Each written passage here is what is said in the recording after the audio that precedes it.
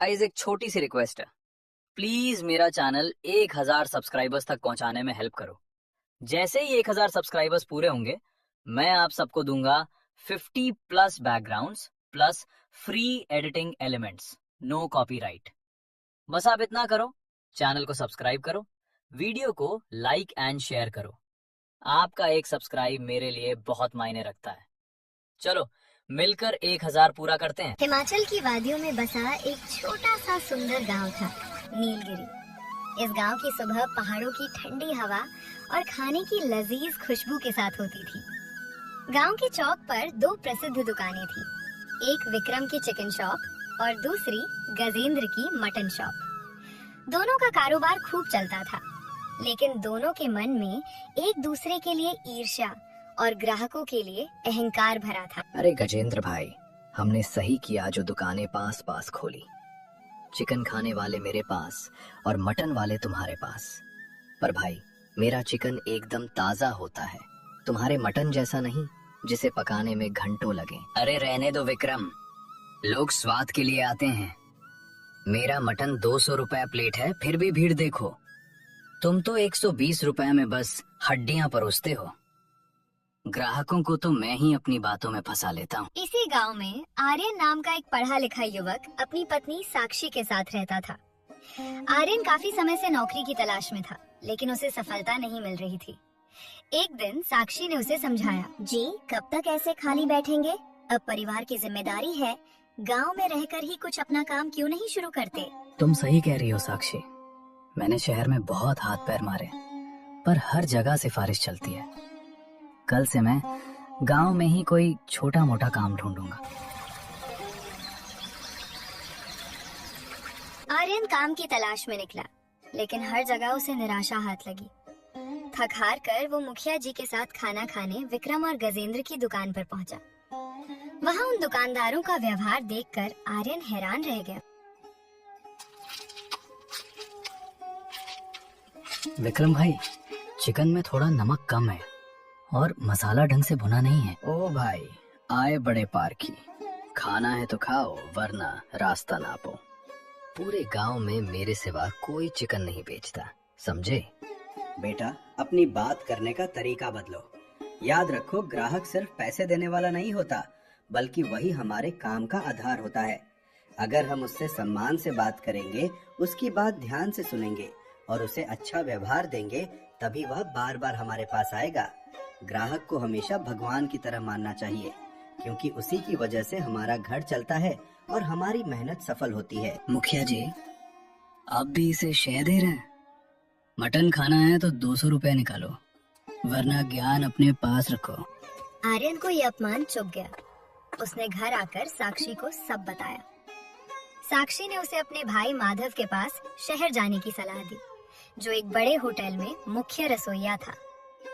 आर्यन शहर पहुंचा और माधव से एक अनोखी रेसिपी सीखी। जीजा जी, मैं आपको एक ऐसी डिश सिखाऊंगा जो इस गांव ने कभी नहीं चखी।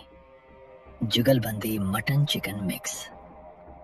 लोग अलग अलग तो खाते हैं, पर साथ में इसका स्वाद लाजवाब होता है। पर माधव, मटन देर से पकता है और चिकन जल्दी, दोनों साथ में कैसे पकेंगे? यही तो कला है।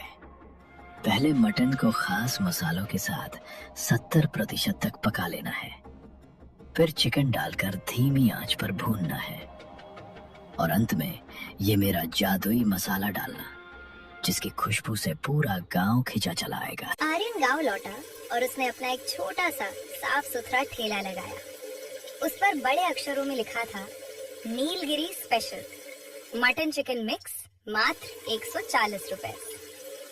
जैसे ही आर्यन ने खाना बनाना शुरू किया, मसालों की खुशबू हवा में तैरने लगी। थोड़ी ही देर बाद जब सूरज की हल्की किरणें उसके छोटे से ठेले पर पड़ रही थीं और गर्मा गर्म खाने की खुशबू चारों ओर फैल रही थी, तभी एक भूखा और थका हुआ ग्राहक धीरे धीरे चलते हुए उसके ठेले के पास आकर रुक गया, मानो उसे उसी स्वादिष्ट खाने की तलाश थी। वाह, ये कैसी खुशबू है! मटन और चिकन एक साथ। आर्यन भाई, एक प्लेट हमें भी चखाओ। जरूर भाई, ये शहर के खास मसालों से बना है, बिल्कुल ताजा और साफ सुथरा। अरे वाह, क्या स्वाद है। मटन रुई जैसा मुलायम है और चिकन का मसाला अंदर तक गया है और कीमत भी कितनी कम है।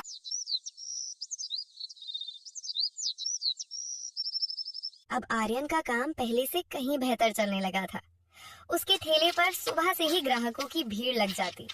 लोग उसके स्वाद और ईमानदारी की तारीफ करते नहीं थकते और हर दिन उसकी मेहनत रंग लाकर उसकी छोटी सी दुकान को सफलता की नई ऊंचाइयों तक पहुंचा रही थी। ये देखकर विक्रम और गजेंद्र परेशान हो गए।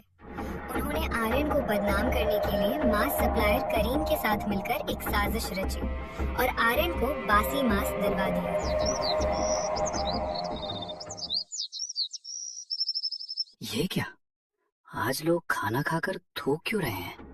मांस से अजीब गंध आ रही है। देखा गांव वालों, सस्ता खिलाने के चक्कर में ये लड़का आपको सड़ा हुआ मांस खिला रहा है। ये हमारी साख खराब कर रहा है। मुझे फंसाया गया है।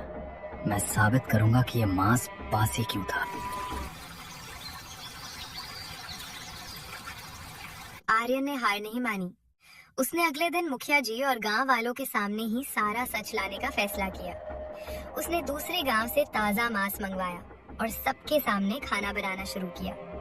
साथ ही माधव भी शहर से कुछ अधिकारियों के साथ वहां पहुंचा। भाइयों, कल जो हुआ वो एक साजिश थी। आज देखिए, मैं आपके सामने ताजा मांस धोकर काट कर पका रहा हूँ। मैं किसी के स्वास्थ्य के साथ खिलवाड़ नहीं कर सकता। और ये हैं खाद्य सुरक्षा अधिकारी। हमने जांच की है कि विक्रम और गजेंद्र बिना लाइसेंस के और गंदगी में खाना बना रहे थे। साथ ही इन्होंने ही करीम पर दबाव डाला था कि आर्यन को खराब मांस दिया जाए।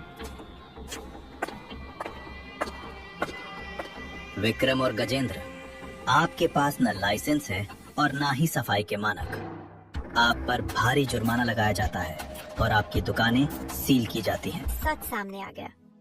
गांव वालों ने आर्यन से माफी मांगी। अब नीलगिरी गांव में केवल एक ही नाम गूंजता था, आर्यन का जुगलबंदी ढाबा। आर्यन अब सबके सामने ही खाना पकाता था, जिससे लोगों का भरोसा और स्वाद दोनों बने रहे। बेटा आर्यन, तुमने साबित कर दिया कि ईमानदारी और सही व्यवहार ही व्यापार की असली पूंजी है। आज से पूरा गांव तुम्हारे पास ही आएगा। धन्यवाद मुखिया जी। अब मेरा सपना है कि मैं इसे एक बड़े ढाबे में बदलूं, जहां सबको प्रेम और स्वाद मिले।